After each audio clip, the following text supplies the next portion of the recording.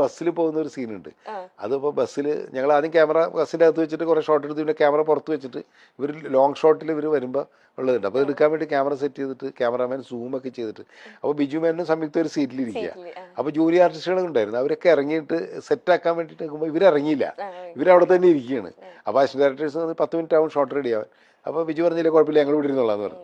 അപ്പോൾ ഈ ഇരിക്കണത് തന്നെ നമുക്കൊരു സംശയം, അങ്ങനെ ഇരിക്കേണ്ട കാര്യമില്ലല്ലോ. അത് നല്ല ചൂടുണ്ട്, റോഡിലാണ് ബസ് ഇട്ടേക്കണത്, നല്ല ചൂടുമാണ്. ബാക്കി ജൂനിയർ ആർട്ടിസ്റ്റുകളൊക്കെ എല്ലാവരും ഇറങ്ങി താഴെ നിൽക്കുകയാണ്. അപ്പോൾ ഞങ്ങൾ ഇങ്ങനെ ഇപ്പോൾ സുകുമാർ ക്യാമറ സൂം ഇങ്ങനെ ചെയ്ത് നോക്കിയപ്പോൾ ഇവർ തമ്മിലുള്ള സംസാരത്തിൽ എന്തോ ഒരു ഇതുണ്ട്. എന്നെ വിളിച്ചിട്ട് പറഞ്ഞു സാർ ഒന്ന് ക്യാമറ കൂടെ നോക്കിയെന്ന് പറഞ്ഞു. അങ്ങനെ ഞാൻ സൂം ടൈറ്റ് ചെയ്ത് നോക്കുമ്പോൾ നമുക്ക് മനസ്സിലായി ഇവർ തമ്മിൽ എന്തോ ഒരു സാധാരണ സംസാരം എല്ലാം തോന്നി. അതൊന്നും മിണ്ടില്ല, ഞങ്ങളൊന്നും മിണ്ടില്ല. അങ്ങനെ ഓക്കെ എന്ന് പറഞ്ഞിട്ട് നമ്മൾ റെഡിയായി അങ്ങനെ എടുത്ത്. ഇത് കഴിഞ്ഞ് 2 ദിവസം 3 സെറ്റ് കഴിഞ്ഞപ്പോഴാണ് അത് കാറ്റടിക്കുന്ന സീനുണ്ട്. ആ സിനിമ കണ്ടിട്ട് മധുരോമ്പരക്കാരുടെ ക്ലൈമാക്സിൽ കാറ്റടിക്കുന്നുണ്ടല്ലോ, അത് ഷൂട്ട് ചെയ്തുകൊണ്ടിരിക്കുക. അപ്പോൾ സംയുക്തയും ബിജുവും ഒക്കെ കാറ്റടിച്ചിട്ട് ഇങ്ങനെ സ്കൂളിൻ്റെ ഇത് എടുക്കുന്ന സമയത്ത് അപ്പോൾ സംയുക്തക്ക് ഈ ഇതിൻ്റെ പ്രശ്നമുണ്ട്, ബ്രത്തിൻ്റെ ഒരു ചെറിയ പ്രശ്നമുണ്ട്. അത് നമുക്കറിയില്ലായിരുന്നു, സംയുക്തക്കും അങ്ങനെ അറിയില്ലായിരുന്നു. പക്ഷെ ഈ കാറ്റടിച്ച് പൊടി ഇങ്ങനെ ഇതുണ്ടല്ലോ, എന്താ പറയുക, ഭയങ്കരമായിട്ട് ഡസ്റ്റ് ഇങ്ങനെ അടിച്ചിട്ട് പെട്ടെന്ന് ഒരു ഷോട്ട് കഴിഞ്ഞിട്ട് ഞാൻ കട്ട് പറഞ്ഞു ഓക്കെ എന്ന് പറഞ്ഞിട്ട് നമ്മൾ അടുത്ത ഷോട്ടിന് പോകുമ്പോൾ സംയുക്ത അവിടെ തന്നെ ഇരിക്കുക. അപ്പോൾ ബിജു അവിടെ മാറി നിൽക്കുന്നുണ്ട്. അപ്പോൾ സംയുക്തക്ക് ശ്വാസം കിട്ടണില്ല, ശ്വാസം കിട്ടാണ്ട് ഇങ്ങനെ വല്ലാണ്ട് വലിക്കാണ്ട് കഴിഞ്ഞപ്പോഴാണ് ഓടിച്ചെന്നിട്ട്, അപ്പോൾ അമ്മയൊന്നും അടുത്തില്ല. അപ്പോൾ ഞാൻ ആരോ ഓടിച്ചെന്നിട്ട് ഇന്ന് പിടിച്ചു കഴിഞ്ഞപ്പോൾ സംയുക്ത ഇങ്ങനെ ഇതാക്കണം, എല്ലാവരും കൂടി പേടിച്ചു, ഭയങ്കര ഒരു കയോ സിറ്റുവേഷനായി. അപ്പോൾ ഞാൻ ഇടയ്ക്ക് ഈ ഇൻഹെയിലർ ഉപയോഗിക്കുന്ന ആളായിരുന്നു, എനിക്കതിന് മുമ്പ് പ്രശ്നം ഉണ്ടായിരുന്നു. അപ്പോൾ ഞാൻ പറഞ്ഞു ആരെങ്കിലും ഇൻഹെയിലർ ഉണ്ടോ എന്ന് ചോദിച്ചു. അങ്ങനെ വിളിച്ചു ചോദിച്ചു കഴിഞ്ഞപ്പോൾ യൂണിറ്റിലൊരു പയ്യൻ്റെ ഉണ്ടായിരുന്നു, അവന് ഉപയോഗിച്ച ഇൻഹെയിലറാണ്, പക്ഷേ നോക്കിയിട്ട് കാര്യമില്ലല്ലോ. അപ്പം തന്നെ ഇൻഹെയിലർ അടിച്ചു കൊടുത്തു. അവൻ ഓടി വന്നിട്ട് സംയുക്ത ഇൻഹെയിലർ വെച്ച് അടിച്ചു കൊടുത്തപ്പോൾ കുറച്ച് ബ്രത്ത് കിട്ടി. അങ്ങനെ നേരെ പിന്നെ സംയുക്ത കസേരക്കിട്ട് അവിടെ എത്തി. അപ്പോൾ ഞാൻ പറഞ്ഞു ഇനി അഭിനയിക്കേണ്ടെന്ന് റെസ്റ്റ് എടുത്തോളം പറഞ്ഞു. നേരെ ഹോസ്പിറ്റലിലേക്ക് പോകാൻ പറഞ്ഞു. അപ്പോഴേക്കും അമ്മ ഓടി വന്ന് അമ്മ കൊണ്ട് ഹോസ്പിറ്റലിൽ കൊണ്ടുപോയി.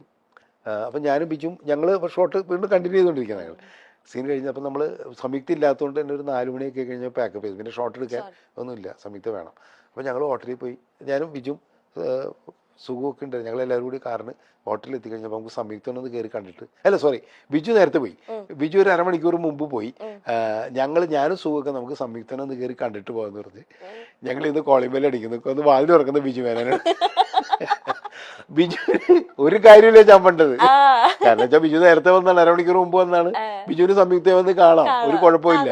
പക്ഷെ ആകെ ചമ്മി മുഖമൊക്കെ മാറി. അപ്പൊ സുഖം ചോദിച്ച് ബിജു എന്തിനാ ചമ്മണത്, അതാണ് പിടിച്ചത് ഞങ്ങൾ അറിഞ്ഞത്, ബിജുവിന് മനസ്സിലാവുന്നത്.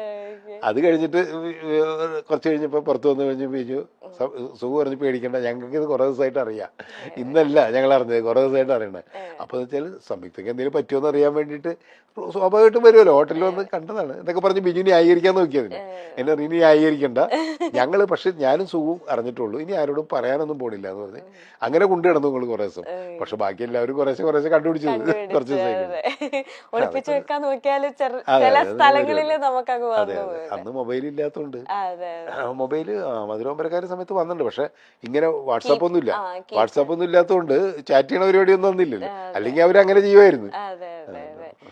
ഇപ്പോഴും എനിക്ക് തോന്നുന്നു, ഞാൻ ഇപ്പോഴും TV വന്നാലും അല്ലെങ്കിൽ എന്തെങ്കിലുമൊക്കെ നമ്മൾ ഒന്ന് ബോറടിച്ചിരിക്കുമ്പോൾ ഇപ്പോഴും യൂട്യൂബിലായാലും സെർച്ച് ചെയ്ത് കാണുന്ന ഒരു പടങ്ങളിലോ കൂട്ടത്തിലുള്ളതാണ് സ്വപ്നക്കൂട്. ഇപ്പോഴും ഈ ഒരു ജനറേഷനിൽ പെട്ട ആൾക്കാർക്കായാലും ഭയങ്കര ഇഷ്ടമാണ് ആ പടം കാണാനായിട്ട്. ആ ഒരു ഇപ്പോഴും ആ ഒരു വൈബുണ്ട്. അത് ആ ഒരു കുറച്ച് നാൾ മുന്നേ പിടിച്ചു വെച്ചാണെന്നറിയില്ല, ആ ഒരു ഫ്രണ്ട്ഷിപ്പ്, ആ ഒരു പ്രണയം, നല്ല രസമാണ് സ്വപ്നക്കൂട് കണ്ടിരിക്കാനായിട്ട്. അതുപോലെ തന്നെ പോണ്ടിച്ചേരി ഇത്രയും ഭംഗിക്ക് ഇപ്പോഴും കുട്ടികൾ സ്റ്റോറീസ് ഒക്കെ ഇപ്പൊ റീൽസിലൊക്കെ പോണ്ടിച്ചേരി ഇടുമ്പോ സ്വപ്നക്കൂടത്തെ പാട്ടല്ലാണ്ട് ആരും അവിടെ പോയിട്ടുണ്ടെങ്കിൽ ഇടത്തില്ല. ഇപ്പോഴും ഞാൻ പറയും എനിക്കൊന്ന് പോണ്ടിച്ചേരി പോണം, എനിക്ക് സ്വപ്നക്കൂട് കണ്ടപ്പോ തൊട്ടുള്ളതാണ് ആ പൂ കൊടുക്കുന്ന ഇതൊക്കെ. ആ ഒരു ലൊക്കേഷൻ ചൂസ് ചെയ്യാൻ കാരണം, പിന്നെ അങ്ങനത്തെ ഒരു ക്യാരക്ടർ ഒക്കെ മെയ്ഡ് ചെയ്യാൻ ആ ഒരു എങ്ങനെയായിരുന്നു ആ ഒരു ജേർണി? അത് ഞാനും ഇക്ബാൽ കുറ്റിപ്പുറം കൂടിയാണ് അതിൻ്റെ സ്ക്രിപ്റ്റ് എഴുതിയത്. ഗ്രാംഫോൺ എന്ന് പറയുന്ന സിനിമ കഴിഞ്ഞിട്ടാണ് അത് ചെയ്യുന്നത്. അപ്പം ഞങ്ങളിങ്ങനെ ഇപ്പോഴത്തെ അന്നത്തെ യൂത്തിൻ്റെ 2004 സ്വപ്നക്കൂട് വന്നത്.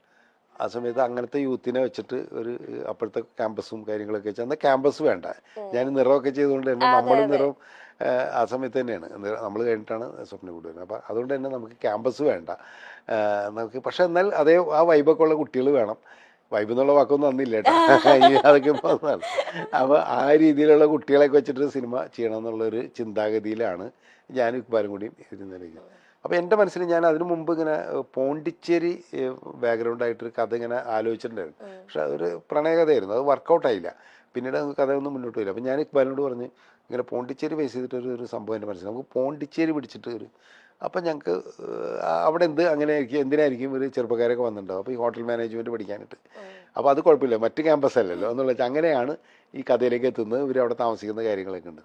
അപ്പം ഞങ്ങൾ ഇത് കഥ ഡെവലപ്പ് ചെയ്യാൻ വേണ്ടിയിട്ട് ഞങ്ങൾ ആദ്യം പോണ്ടിച്ചേരി വേ പ്രൊഡ്യൂസറൊക്കെ ആയിട്ട് ഞങ്ങൾ ലൊക്കേഷൻ കാണാൻ വേണ്ടിയിട്ട് പോയി. അപ്പോൾ പോണ്ടിച്ചേരി സിനിമയിൽ കാണുന്ന അത്രയും ഭംഗിയൊന്നുമില്ല കേട്ടോ, അത്ര. പിന്നെ നമ്മളന്ന് പറയുന്ന ഒരു സംഭവം ഉണ്ടായിരുന്നു, പോണ്ടിച്ചേരിയുടെ ഒരു ഭാഗമാണ് ഈ ഫ്രഞ്ച് കോളനി ആയതുകൊണ്ട് ഈ ഫ്രഞ്ച് സ്റ്റൈലിലുള്ള ബിൽഡിംഗ് ഒക്കെ. ഇപ്പുറത്ത് നോക്കിക്കഴിഞ്ഞിട്ടുണ്ടെങ്കിൽ പക്ക തമിഴ്നാടിൻ്റെ ഒരു ഇത്. അപ്പോൾ പോണ്ടിച്ചേരി പാണ്ടിച്ചേരി എന്നാണ് അവിടുത്തെ ആൾക്കാർ തന്നെ പറയണത്. ഒരു സൈഡ് പാണ്ടിച്ചേരി തന്നെയാണ്, ഇത് പോണ്ടിച്ചേരി എന്ന് പറയുന്നത്. ഇല്ല. അപ്പോൾ ഈ ഒരു പോർഷൻ മാത്രം നമ്മൾ അതിൽ ഈ ഫ്രഞ്ച് കോളനികളൊക്കെ ഉള്ള ഒരു ഏരിയയാണ് ഷൂട്ട് ചെയ്തത്. പിന്നെ അതിലൊരു സോങ് എടുത്തിട്ട് ഒന്നും ഉള്ളത് പോണ്ടിച്ചേരിയിലല്ലേ കേട്ടോ, സോങ് മുഴുവൻ എടുത്തേക്കണത് ഓസ്ട്രേലിയയിലും സ്വിറ്റ്സർലൻഡിലാണ്. ഇപ്പോൾ കറുപ്പിനാട് എല്ലാം പുറത്താണ് എടുത്തേക്കണത്. അപ്പോൾ അതെല്ലാം കൂടി ബ്ലെൻഡ് ചെയ്ത് ചില ഷോട്ടുകൾ പോണ്ടിച്ചേരിയുടെ ഉണ്ട്. അപ്പോൾ അതൊന്നും ജനത്തിന് മനസ്സിലായില്ല, അങ്ങനെ ബ്ലെൻഡ് ചെയ്യാൻ പറ്റിയെന്നുള്ളതാണ് അന്നത്തെ ഒരു യൂത്തിൻ്റെ തമാശ. അതിൽ പെട്ടതാണ് ഈ കുഞ്ഞുഞ്ഞെന്ന് പറയുന്ന ക്യാരക്ടർ. പൃഥ്വിരാജിൻ്റെ ആ ക്യാരക്ടർ അതൊരു രസമുള്ളൊരു ക്യാരക്ടർ. എനിക്കും എൻ്റെ സിനിമകളിൽ തന്നെ ഭയങ്കര ഇഷ്ടപ്പെട്ടൊരു ക്യാരക്ടറാണ് കുഞ്ഞു. ഒരു ഇൻഹിബിഷനും ഇല്ലാണ്ട് അയാളുടെ എല്ലാം വിളിച്ചു പറയുകയും ബഹളം ഉണ്ടാക്കുകയും ഒക്കെ ചെയ്യുന്നത്. മീര യാസ്മിൻ്റെ ക്യാരക്ടറിനോടുള്ള അടുപ്പോ കാര്യങ്ങളും. പക്ഷെ ഒരു ഘട്ടത്തിൽ അയാൾ വല്ലാണ്ട് തകർന്നു വന്നിട്ടുണ്ട്. കാരണം പ്രണയം, വേറെ ആൾ കൂട്ടുകാരൻ പ്രണയിക്കുന്നു എന്ന് പറയുന്ന ഒരു ഘട്ടത്തിൽ അങ്ങനെയൊക്കെ പോകുന്ന ഒരു ഡയമെൻഷനുള്ളൊരു ക്യാരക്ടറായിരുന്നു. പിന്നെ ആ കോമ്പിനേഷൻ ഭയങ്കര രസമുണ്ടായിരുന്നു, കുഞ്ചാക്കോ ബോബനും എല്ലാവരും കൂടി ഉള്ളൊരു കോമ്പിനേഷൻ. പിന്നെ ഭാവനയ്ക്ക് ചെറിയ റോളാണെങ്കിൽ പോലും ഭാവന പൂന്തുവിളയാടിയ ഒരു പടവും കൂടിയായിരുന്നു അത്. അപ്പം അങ്ങനെയൊക്കെ ഉള്ളൊരു